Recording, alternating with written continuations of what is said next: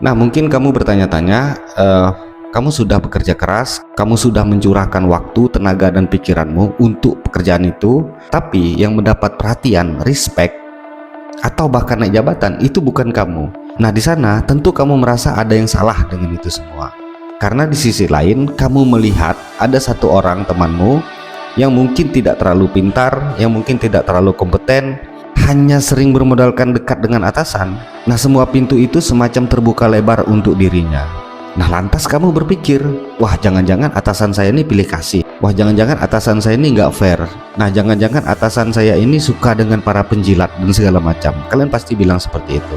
Nah, di sisi lain mungkin kalian mulai curhat dengan teman-teman di luar kantor. Nah, dan teman-teman kalian juga bilang seperti itu. Iya, orang favorit itu tidak bisa dihindari. Teman-temanmu juga merasa di kantornya juga seperti itu, ada orang-orang favorit. Nah, tentu kamu merasa itu tidak adil, itu tidak fair. Nah, tapi kalau seandainya kamu tahu bagaimana psikologi di baliknya, saya pikir kamu tidak akan kecewa. Karena memang seperti itulah dunia kerja. Nah, di kantor orang-orang favorit itu memang nyata. Nah, karena atasan itu cenderung mencari orang yang pandai membuat dia nyaman. Dan di saat itu juga masuklah orang-orang ini yang pandai mendekati atasan. Dalam kurung, mungkin orang yang sering kalian anggap seorang penjilat itu. Nah, dan ketika orang ini mampu membuat atasan itu nyaman, maka atasan itu akan sedikit buta terhadap penilaian pekerjaan, karena dia merasa bahwa dia telah menemukan orang-orangnya. Nah, kadang-kadang seperti itu juga. Ketika misalnya atasan itu sudah punya orang-orang favoritnya, hampir rata-rata yang lain itu justru semacam tidak dianggap. Meskipun yang lainnya itu sudah bekerja dengan keras, tapi di sisi lain orang yang bekerja keras itu justru tidak punya kedekatan emosional dengan dirinya. Nah, maka daripada itu sistem penilaian kantor itu jarang objektif, jarang sesuai dengan KPI, jarang sesuai dengan kompeten. Karena seperti itu. Karena apa? Karena orang-orang favorit itu nyata. Nah, mungkin ini adalah fakta yang jarang kalian ketahui. Atasan itu cenderung mencari orang yang mirip dengan dirinya. Mirip gaya bicaranya, mirip cara kerjanya, mungkin juga mirip kepribadiannya. Misalnya, kalau atasanmu pendiam, mungkin dia akan mencari orang yang juga pendiam. Atau misalnya atasanmu itu suka bercanda, maka dia akan senang dengan orang yang suka bercanda. Atau mungkin atasanmu itu tegas, mungkin dia akan mencari juga orang yang tegas sama dengan dirinya. Atau misalnya atasanmu itu cenderung punya intelektual yang bagus, maka dia akan juga mencari orang-orang yang intelektualnya sama dengan dirinya. Begitu juga misalnya ketika atasanmu itu cenderung intelektualitasnya kurang, maka dia juga akan mencari orang-orang yang seperti itu. Nah, kalau kamu ingin melihat atasan, kamu harus melihat orang-orang di sekelilingnya seperti apa. Dari situ kamu belajar. Nah, tujuannya untuk apa? Kalau seumpama misalnya kamu merasa tidak cocok dengan atasan itu, maka kamu bisa mencari pekerjaan lain sampai kamu mendapatkan atasan yang tepat. Nah, mengapa saya bilang sampai kamu mendapatkan atasan yang tepat? Karena pada dasarnya ketika kalian ingin merintis karir di dunia kantor secara profesional, maka pekerjaan kalian sebenarnya itu adalah mencari dari atasan satu ke atasan yang lain. Nah, mengapa demikian? Nah, bisa dibayangkan misalnya kalian itu termasuk karyawan yang kompeten, tapi pada akhirnya tidak dihargai. Itu kan juga akan membuat karir kalian mentok di situ-situ saja. Karena apa? Yang menentukan kalian untuk naik jabatan itu ya atasan. Makanya saya bilang pekerjaan kalian yang sebenarnya itu adalah mencari dari atasan satu ke atasan yang lain sampai kalian benar-benar mendapatkan atasan yang tepat. Makanya ketika kalian merasa diri kalian kompeten, merasa diri kalian intelektual, kalian merasa diri kalian cerdas, maka kalian juga harus mencari atasan yang sama seperti kalian. Nah, karena apa? Karena peluang kalian untuk dipromosikan itu terbuka lebar. Nah, bisa dipastikan ketika misalnya kalian sudah intelektual tapi atasan kalian tidak seperti itu, maka akan sia-sia. Nah, apalagi kalau atasan kalian itu lebih senang dipuji dan disanjung. Tentunya dia tidak akan memilih orang yang seperti kamu. Tentu dia akan memilih orang-orang yang sering kalian anggap sebagai penjilat itu. Fakta lain yang harus kalian ketahui juga adalah bahwa atasan itu lebih sering mencari anak-anak emas. Nah, tujuannya untuk apa? Tujuannya supaya bisa membantu pekerjaannya menjadi lebih mudah. Nah, maka daripada itu terkadang atasan itu juga membuat lingkaran kecil, maka ada istilah ring 1, ring 2 dan segala macam. Kalau di politik seperti itu ya. Tujuannya apa? Tujuannya supaya dia merasa aman, dan pekerjaannya itu jauh lebih mudah. Nah, karena dia percaya bahwa ketika orang ini yang memegang tugas, maka pekerjaan itu akan selesai. Atau mungkin orang ini tidak akan membocorkan informasi, mungkin orang ini bisa diajak dia bekerja sama. Nah, maka daripada itu, anak-anak emas itu atau ring 1 itu biasanya mereka lah yang tahu informasi duluan, biasanya mereka yang sering diajak diskusi, bahkan mereka lebih sering mendapat proyek, atau mungkin mereka lebih sering terlihat. Nah, awalnya mungkin atasan tidak pernah membuat rencana ya, orang-orang mana saja yang akan dia jadikan orang-orang kesayangannya. Tapi lambat laun ketika dia punya jabatan, maka orang lain mendekat dan orang-orang itu pandai menciptakan momentum, pandai mendekatinya, sering mengajak dia ngobrol, tahu hobinya dan pandai menyanjungnya. Dan pada akhirnya ketika kesempatan itu muncul, maka orang-orang yang mendekatinya itulah yang mendapatkan keuntungan dari itu. Nah, maka daripada itu kamu juga harus pintar-pintar memilih atasan. Karena menurut saya seperti ini, mendekati atasan itu tidak melulu buruk kok. Karena ada juga atasan itu yang memang punya skill hebat, punya kemampuan yang luar biasa, punya pengetahuan yang luas, punya koneksi yang bagus, pandai menyelesaikan masalah. Nah, mungkin tujuan kita untuk mendekatinya, kita ingin belajar banyak dengan dirinya. Nah, dan itu tidak keliru dan itu tidak salah, karena ilmu yang ada pada dirinya itu akan bermanfaat untuk karir kita ke depan. Nah, maka daripada itu kita tidak juga bisa mengejudge bahwa orang yang selalu mendekati atasan itu dianggap penjilat. Kalau misalnya atasan itu juga punya hal positif yang bisa kita dapatkan dari dia, ya kenapa tidak? Nah, hanya saja yang membuat kita jengah itu adalah orang-orang yang dekat dengan atasan itu justru bukan orang-orang yang kompeten. Mereka tidak punya skill, bahkan mereka tidak pandai bekerja, tetapi justru mereka yang sering mendapatkan kepercayaan. Nah, kalau menurut saya hal itu bisa terjadi karena atasan itu mungkin ingin merasa aman dan ingin terus punya kendali. Nah, ini mungkin adalah sisi lain dari atasan. Terkadang dia juga tidak ingin mencari orang yang terlalu bersinar, terlalu hebat, terlalu pandai, dan terlalu kompeten, karena itu akan membuat dia merasa tidak aman.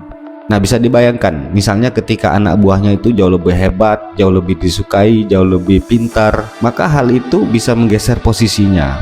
Nah, mungkin orang yang jabatannya lebih di atas itu lebih suka dengan karakter orang yang seperti tadi. Nah, makanya dia cenderung menahan, makanya dia cenderung meredupkan, makanya dia cenderung tidak memberi panggung kepada bawahan-bawahan yang seperti itu. Karena apa? Karena itu bisa mengancam posisinya. Nah, pada akhirnya dia akan membentengi dirinya dengan orang-orang yang pandai membuat dia nyaman, bukan yang membuat dia merasa terancam. Nah, kalau misalnya kamu mendapatkan atasan yang seperti itu dan kamu ingin survive dan kamu tidak punya pilihan lain untuk resign, atau kamu masih belum waktunya untuk resign, maka kamu bisa menggunakan strategi yang diajarkan Robert Greene di dalam bukunya 48 Hukum Kekuasaan. Jangan terlalu bersinar dari atasan. Nah, itu sudah saya bahas di konten saya, nanti bisa kamu lihat di sana. Nah, memang ada kekurangan ya ketika atasan itu pilih kasih terhadap bawahan. Nah, ketika atasan itu sudah suka dengan seseorang, maka persepsinya akan mulai berubah. Mungkin orang itu kerjanya biasa, dianggap luar biasa, kesalahan kecil dianggap wajar, bahkan netral saja dianggap loyal. Nah, sebaliknya juga, jika atasan itu sudah tidak suka dengan seseorang, maka kerja yang bagus juga bisa dianggap buruk, kesalahan kecil bisa diperbesar, bahkan ketika kamu diam, kamu bisa dianggap tidak peduli. Nah, ini kadang-kadang yang banyak membuat orang frustasi karena mereka sudah mencurahkan semua energinya untuk sebuah pekerjaan, tapi juga tidak terlihat. Nah, kalau saya boleh berpendapat, masalahnya itu bukan di pekerjaanmu, tapi bagaimana persepsi atasan itu terhadap dirimu. Nah, maka daripada itu, seperti saya jelaskan sebelumnya, kalau seandainya misal atasan itu tidak memberi panggung terhadap dirimu, atau dia tidak memberikan tempat kepada dirimu, maka kamu bisa mencari alternatif untuk mencari pekerjaan lain sampai kamu mendapatkan atasan yang tepat. Nah, mengapa begitu? Kalau kamu terus berada di sana, maka karirmu akan stuck dan kamu akan sakit hati. Dan ketika kamu sudah sakit hati, pada akhirnya kamu jadi ogah-ogahan bekerja. Ketika kamu jadi ogah-ogahan bekerja, maka skillmu akan menurun.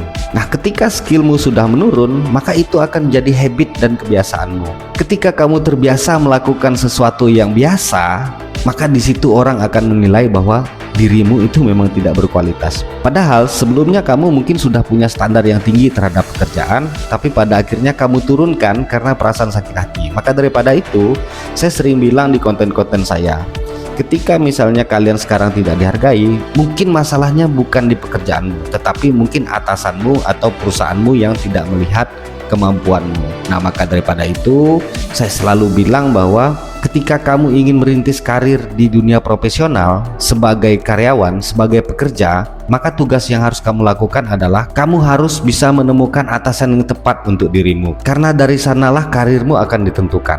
Nah, mengapa demikian? Karena atasan itu punya kebijakan, mereka bisa menaikkan jabatanmu, mereka bisa menaikkan gajimu. Nah, mereka bisa membuat karirmu stagnan, mereka bisa membuat kamu jalan di tempat. Nah, itu yang membuat atasan itu demikian pentingnya bagi dirimu. Nah, hal ini boleh kamu abaikan asalkan memang ke depan tidak ingin membangun karir secara profesional di kantor. Wah, saya pengen berbisnis sajalah, mungkin sekarang saya nabung, sekarang saya bangun koneksi, nanti ketika sudah tepat saya akan resign. Nah, orang-orang favorit tadi atau anak-anak emas kesayangan atasan itu biasanya akan menjadi kepanjangan tangan atasan. Karena apa? Karena atasan itu tidak mampu mengontrol semuanya, jadi mereka butuh informasi dari bawah. Nah, ini celakanya. Nah, mungkin beberapa atasan itu tidak sadar bahwa dia itu sudah membangun struktur kekuasaan. Ada orang kepercayaan, ada orang penghubung, dan ada orang yang menyampaikan informasi. Nah, sebenarnya ini bukan manipulasi, ini adalah strategi kontrol. Mungkin ada atasan juga yang sengaja menciptakan momentum ini. Karena apa? Karena dia tidak bisa mengawasi secara detail di bawah, makanya dia butuh orang-orang tadi. Nah, dan orang yang dia pilih pastilah orang yang paling dekat. Kalau sudah sampai di titik ini, berarti orang-orang favorit itu bukan sekedar orang yang dia suka, tapi mereka itu sudah membangun struktur kekuasaannya sendiri. Nah, biasanya orang-orang ini bukan hanya sekedar perpanjangan tangan atasan, tapi mereka juga pembisik.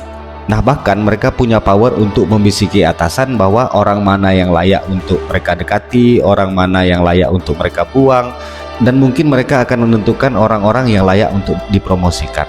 Nah, tujuannya apa? Mungkin mereka itu ingin semacam memberikan rasa aman kepada atasan. Jadi, wah Pak, mending pilih ini saja Pak, karena dia ini bagus, karena dia ini begini, dia ini begini, dan ini begini. Atau mungkin Pak, jangan pilih orang ini karena orang ini begini. Mungkin tidak semua atasan yang langsung percaya dengan itu. Nah, tapi kebanyakan atasan itu akan mempertimbangkan hal-hal itu tadi, meskipun dia punya otoritas yang kuat untuk menentukan orang-orang mana yang akan naik jabatan. Nah, makanya para pembisik ini disegani dalam lingkaran kantor, karena secara otomatis mereka itu punya power karena bisa mempengaruhi atasan.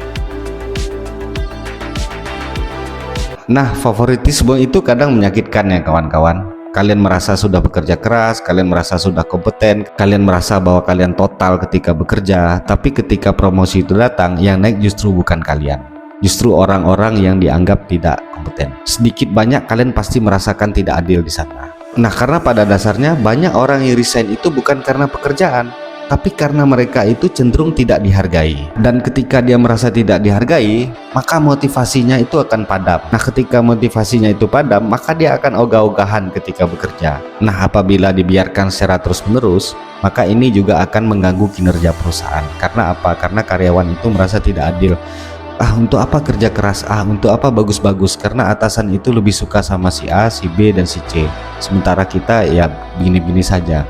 Nah, maka daripada itu saya pernah menuliskan kalimat seperti ini. Teruntuk karyawan, mungkin sekarang kalian merasa kurang dihargai, tapi tetaplah tunjukkan performa terbaikmu, karena kamu adalah batu permata yang suatu saat akan ditemukan oleh perusahaan lain. Dan mereka akan menyesal karena telah mengabaikan karyawan paling berbakat seperti dirimu.